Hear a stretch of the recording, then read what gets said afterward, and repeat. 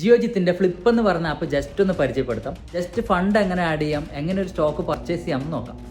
ഈ കാണുന്നതാണ് ഫ്ലിപ്പിന്റെ icon. Login ചെയ്ത് കഴിഞ്ഞാൽ എല്ലാ ആപ്പുകളും പോലെ ആദ്യം തുറന്നു വരുന്നത് വാച്ച് ലിസ്റ്റ് ആണ്. ഇനി ഇതിലേക്ക് ഫണ്ട് ആഡ് ചെയ്യാൻ വേണ്ടി മോർ എന്നുള്ള ഐക്കൺ ക്ലിക്ക് ചെയ്ത് കഴിഞ്ഞാൽ ഫണ്ട്സ് എന്ന് കാണാം. ഇവിടെ ഇപ്പോൾ 142 രൂപ മാത്രമേ ഉള്ളൂ. ഫണ്ട് ആഡ് ചെയ്യാൻ വേണ്ടിയിട്ട് ഞാൻ ആഡ് ഫണ്ട് ക്ലിക്ക് ചെയ്തു. ഇവിടെ നമ്മൾ ആഡ് ചെയ്യാൻ ഉദ്ദേശിക്കുന്ന എമൗണ്ട് ടൈപ്പ് ചെയ്ത് കൊടുക്കണം. ഞാനൊരു 16,000 രൂപ ടൈപ്പ് ചെയ്ത് കൊടുക്കുന്നുണ്ട്. അതിനുശേഷം UPI സെലക്ട് ചെയ്തു. ഇവിടെ UPI ID ടൈപ്പ് ചെയ്തതിന് ശേഷം വെരിഫൈ ക്ലിക്ക് ചെയ്യാം. വെരിഫൈഡ് ആയതിനു ശേഷം പേ എന്നുള്ളത് ക്ലിക്ക് ചെയ്യാം. ഇനി അടുത്ത സ്റ്റെപ്പ് നമ്മുടെ UPI ആപ്പിൽ കയറിയിട്ട് റിക്വസ്റ്റ് ആക്സെപ്റ്റ് ചെയ്യുക എന്നുള്ളതാണ്. വീണ്ടും ഫണ്ട്സ് ചെക്ക് ചെയ്ത് കഴിഞ്ഞാൽ എമൗണ്ട് ആഡ് ആയിട്ടുള്ളതായിട്ട് നമുക്ക് കാണാൻ പറ്റും. ഇനി ഞാൻ വാങ്ങാൻ ഉദ്ദേശിക്കുന്ന സ്റ്റോക്ക് വാച്ച് ലിസ്റ്റിൽ ആഡ് ചെയ്യുകയാണ്. ഞാൻ ആഡ് ചെയ്ത സ്റ്റോക്ക് മോർപ്പൻ ലാബാണ്. അതിന്റെ മേലെ ക്ലിക്ക് ചെയ്ത് കഴിഞ്ഞാൽ നമുക്ക് ബൈ എന്നും സെൽ എന്നും കാണാൻ പറ്റും. അതിൽ ബൈ ക്ലിക്ക് ചെയ്യാം. ഡീഫോൾട്ട് ആയിട്ട് ഇത് ലിമിറ്റ് ഓർഡറിലാണ് കിടക്കുന്നത്. ഞാനത് മാർക്കറ്റ് ഓർഡറിലേക്ക് ചേഞ്ച് ചെയ്തു. ഇനി ക്വാണ്ടിറ്റി എന്നുള്ള കോളത്തിൽ ഞാൻ 300 ക്വാണ്ടിറ്റി ടൈപ്പ് ചെയ്ത് കൊടുത്തു. താഴെ കാണുന്ന ഈ റിഫ്രഷ് ബട്ടൺ ക്ലിക്ക് ചെയ്ത് കഴിഞ്ഞാൽ ഇത്രയും ക്വാണ്ടിറ്റി വാങ്ങാൻ നമുക്ക് എത്ര ഫണ്ട് ആവശ്യമായിട്ട് വരും എന്നുള്ളത് അവിടെ കാണിക്കും. ഇനി പ്രധാനമായിട്ടും ശ്രദ്ധിക്കേണ്ടത് പ്രോഡക്റ്റ് ടൈപ്പ് എന്നുള്ള ഓപ്ഷനാണ്. ഇതിനകത്ത് ഞാൻ ക്യാഷ് എന്നുള്ളതാണ് സെലക്ട് ചെയ്യുന്നത്. ഇത് ചില ബ്രോക്കേഴ്സിന്റെ ആപ്പുകളിൽ